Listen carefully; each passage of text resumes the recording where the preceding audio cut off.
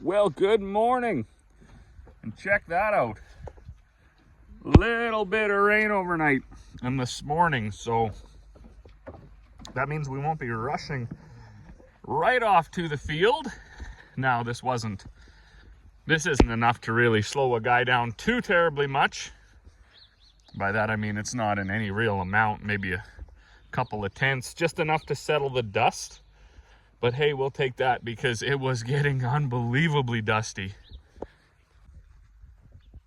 Like to the point where you just, even in the cabs, you couldn't keep the cab filters clean.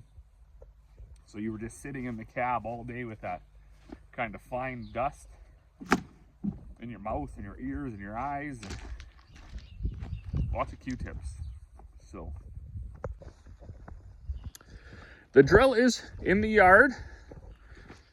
It's parked, and I want to do one thing here this morning while it dries up just a little bit. So you can see it didn't even really wash the fenders off or nothing, just kind of made a mess. So I switched the couplers over on this drill, or on the tractor, sorry, changed them out.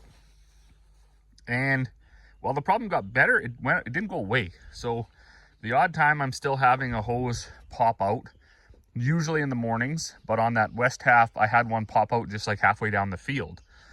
So I was in talks with the folks at Seedmaster, and apparently there's a way to isolate that gold block from the silver block. Right now they're hooked up with these two hoses right here.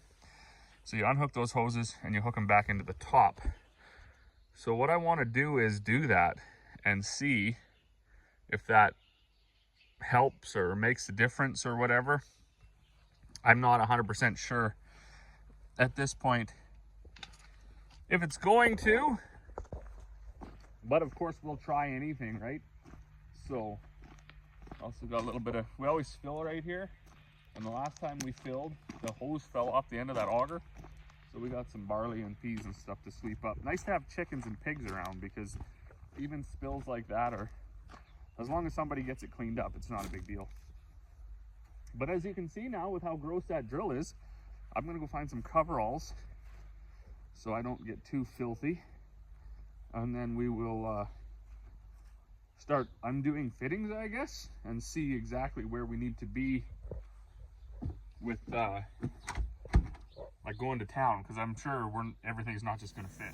Okay, well, I gave her a little bit of a wash, and then I actually brought the air gun out and blew all the water off the top of these blocks. So what I understand, I got to take the opener gauge out, the opener up gauge out, and they got to fill these two holes, and these two hoses got to get turned back into here. And then I think at that point, the blocks are separated from each other. And if I'm getting any communication, maybe through a bad seal or something, or creating back pressure, that might also aid in stopping those hoses from popping out. So the first 2 years I think I had this drill, the hoses never popped out at all. And then last year was quite bad. This year started out to be a little bit rocky, but when I switched those couplers out, it got better for a day or two. And then yesterday they popped out again. So I'm not too sure what to say about it all. I have said these Seedmaster folks, they have excellent customer service. Like, they get a hold of you right away. But anyways, this also has to get moved, I guess. This thing's got to get moved and put in the back. So I'm going to start doing this, and then I will bring the phone back once I get it done. Like I say, I'm sure I'm going to need some fittings. Well, we got this switched over.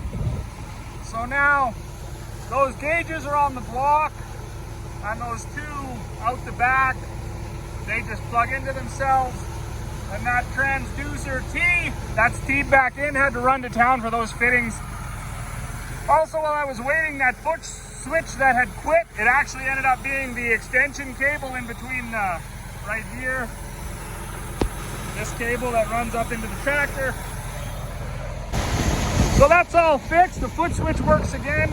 I'm excited to see if my hoses keep popping out now that we've switched that block around. We're just filling up with fertilizer. Dad's checking. There's a little bit of an external coolant leak. So he's going to see if he can find out where that's coming from. If it's a radiator or a hose or what the scoop is. And as soon as we get full of fertilizer, I'm going to go seed. Well, good evening. So we did have a day. We're not even done yet, but we got our block all switched around. Corey had to run to town for some fittings. While she was off to town to get fittings, I phoned about this foot pedal, and the good folks at Seedmaster were like, check your extension that goes from basically here to the toolbar. So I checked that, and yeah, that was the problem. It was broke. So it wasn't the switch after all. Now I got my pedal back, so I can toggle through these screens more. Before I had to push that button. Now I don't have to. I was battling GPS today. I don't know what was going on in space, but this thing was not cooperating. And just because it seems to go that way, I was also battling. This thing wasn't seeding. Every once in a while, all of these would turn red, but only on one section, which doesn't make sense because I don't have sectional control on my drill. So either all 5 are seeding or none are seeding. So I went back and checked for air leaks. It was weird. It was intermittent. Like it would just start seeding again too.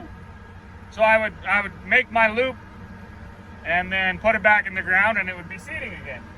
But so I've been fighting that for the last few rounds, checking for air leaks. Finally, I found a little bit of an air leak on the lid. The lid has like a screw up there that had backed off. Sometimes I wonder why they need to do that, make everything have a really wide adjustment. Like our 2320, it just has one bar that shuts both lids.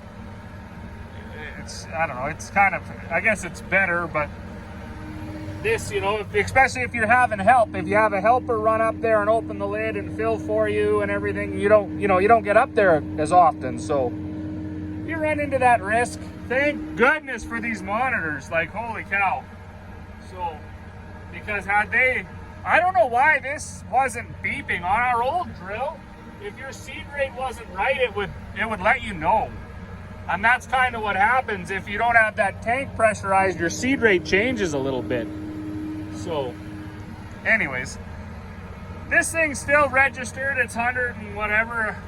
I'm trying to put the barley down, I think about 98 pounds or something. I use the seed rate calculator, that's what it said to do anyways, a little over, what is that, a little over 2 bushels.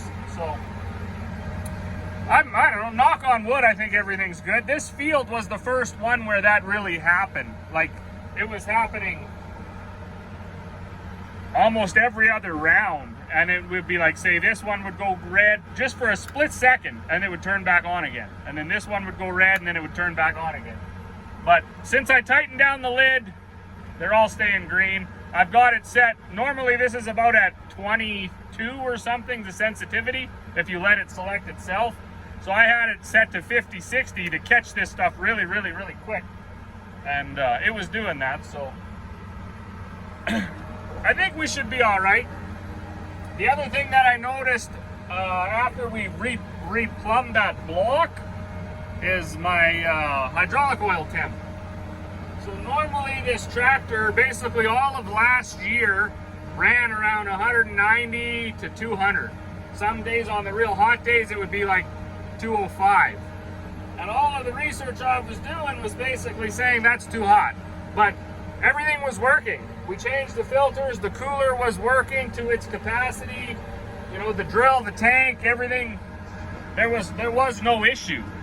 So we just kind of left it at that. You know, sometimes if you leave it long enough, the issue will rear its ugly head in, you know, all in due time. So I have a feeling it was to do with the way that block was plumbed. It was just bypassing too much oil and just generating heat and not really doing much else. So hopefully we got 2 birds with 1 stone here, and we will we'll go from there. See if this all turns back on here.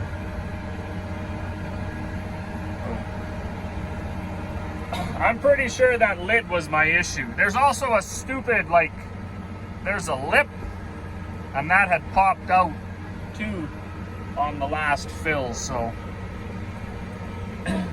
maybe it was just needed to be tightened down and double checked. Well, I would say that's pretty good. So even with the air leak in the top hatch there, I still think we're just shy of 2 bushels, so that shouldn't be anything wrong with that, considering the fact that our germ was good and bushel weight and everything was good. This can be a test too. It'll be seeded a little lighter than out west, and we'll be able to see if one crop is better than the other.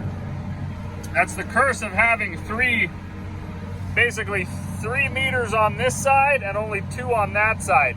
It's not so bad when you're seeding things like cereals, but when you get into the canola, you almost have to dump all your bags over on this side, because this side, well, it uses half again as much as this side.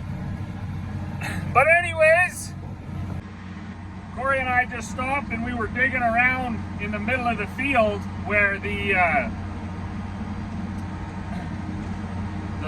lid had come loose, and everywhere we dug we found lots of seeds and everything. So we are now going home. It is 10 o'clock and it's been a day. So as always, thanks for watching, and we'll see you all on the next one.